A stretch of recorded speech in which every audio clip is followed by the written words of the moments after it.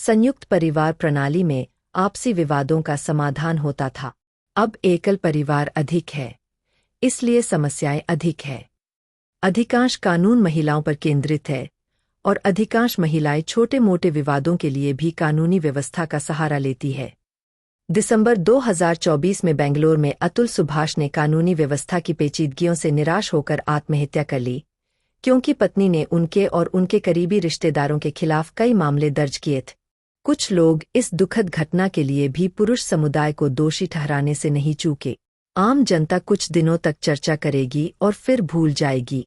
जिन लोगों पर ऐसे मामले चल रहे हैं, उन्हें अदालतों में कानूनी तरीके से केस लड़ने का ध्यान रखना चाहिए। ऐसे मामलों को सफलतापूर्वक लड़ने के लिए कई कानूनी अवसर है। सबसे पहले तो उचित कानूनी सहायता का उपयोग नहीं किया जाता। अधिकांश स्थानीय अधिवक्ताओं में बचाव के मुद्दों को आक्रामक तरीके से लेने की गंभीरता नहीं होती। आपको हमेशा एक या दो से अधिक कानूनी विशेषज्ञों से सलाह लेनी चाहिए। पति अपनी अधिकांश ऊर्जा उन आरोपों का खंडन करने में बर्बाद करते हैं जिन्हें वे साबित नहीं कर सकते। वे तकनीकी मुद्दों पर केस लड़ने के अवसर खो देते हैं। हालांकि कई तकनीकी मुद्दे हैं जहां पति प्रभावी रूप से उपयोग कर सकते हैं और उन्हें उत्पीड़न का सामना नहीं करना पड़ता है। तर्क में अपार शक्ति होती है, शब्दों में सीमित शक्ति होती है। सत्य को शब्दों में नहीं कहा जा सकता।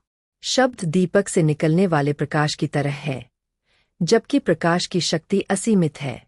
इसलिए जब भी कोई घटना शब्दों में कही जाती है, तो उसे कभी भी ठीक से नहीं कहा जा सकता। बहुत सी चूक हो जाती है। हमारी टीम पिछले 50 वर्षों से ऐसे मामलों में वादियों की सफलतापूर्वक सहायता कर रही है।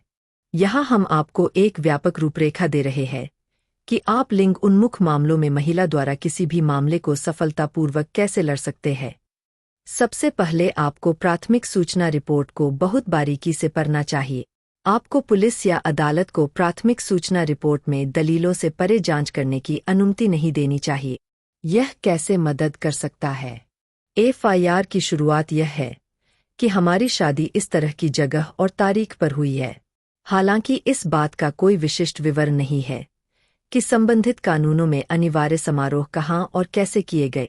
सुप्रीम कोर्ट ने कई बार निर्देश दिया है कि हिंदुओं के लिए अगर सदपति नहीं की जाती है तो कोई कानूनी विवाह नहीं है, इसलिए विवाह से संबंधित कोई कानून लागू नहीं होता।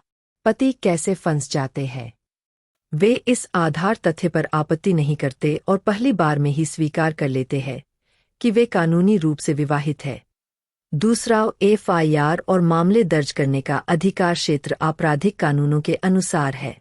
भारत के संविधान के अनुसार सर्वोच्च न्यायालय या उच्च न्यायालय के एकल न्यायाधीश के फैसले सभी मामलों पर बाध्यकारी नहीं है। 2021 के अंत में सर्वोच्च न्यायालय की 5 न्यायाधीशों की पीठ ने कहा है कि सर्वोच्च न्यायालय के पास भी कानून बदलने का कोई अधिकार नहीं है। अतुल सुभाष के मामले में घरेलू हिंसा बेंगलोर में हुई थी। अब केवल सिविल केस ही पत्नी के माता-पिता के स्थान पर दायर किया जा सकता है यदि वह वहां रह रही। तो ऐसे मामलों में भी पत्नी माता-पिता के साथ नहीं रह रही थी, बल्कि दिल्ली में काम कर रही थी। इसलिए वह पति के खिलाफ कोई भी मामला दिल्ली में ही दायर कर सकती है। इन मुद्दों को आपको पहली बार में ही उठाना होगा। ऐसे मुद्दों के लिए पुनरीक्षण या अपील में उच्च न्यायालयों में जाए। इस पर सुनवाई होगी और इस प्रक्रिया में मुख्य मामले लंबित रहेंगे। किसी भी कोर्ट केस में एक और सबसे महत्वपूर्ण हथियार है जिरह में पूछे जाने वाले मुख्य प्रश्न। कोर्ट केस में चतुराई से जिरह करके दलीलों को गलत साबित किया जा सकता है। जब आग छोटी होती है तो कोई भी हवा उसे रोक सकती है। जब आग बड़ी हो जाती है तो हवा का एक बड़ा झोंका भी उसे और बड़ा कर देता है। तकनीकी मुद्दों पर शुरुआती चरणों में लड़ना सीखें, जो आपकी भगवान कृष्ण ने गीता में कहा है कि लड़ो और जीतोगे। आप उल्टा कर रहे हैं, बचाव कर रहे हैं। आपको पूरी तरह से कानूनी तरीकों से लड़ाई में आक्रामक होना होगा। विश्वास रखें कि आप जीतेंगे। हम आपको सफलता का रोड मैप देने के लिए यहाँ हैं। कल्पना से कहीं ज्यादा है। अगर आप किसी कोर्ट केस के पीड़ित हैं, तो अपने मामले के किसी भी चरण में अपने दस्तावेज और विवरण ईमेल से भेजें। हम आपको अपने मामलों को कुशलतापूर्वक चलाने के लिए एक कानूनी रूपरेखा देंगे। इस वीडियो को देखने के लिए धन्यवाद। कृपया सब्सक्राइब करें और शेयर करें। हम अगले एपिसोड में और जानकारी देंगे।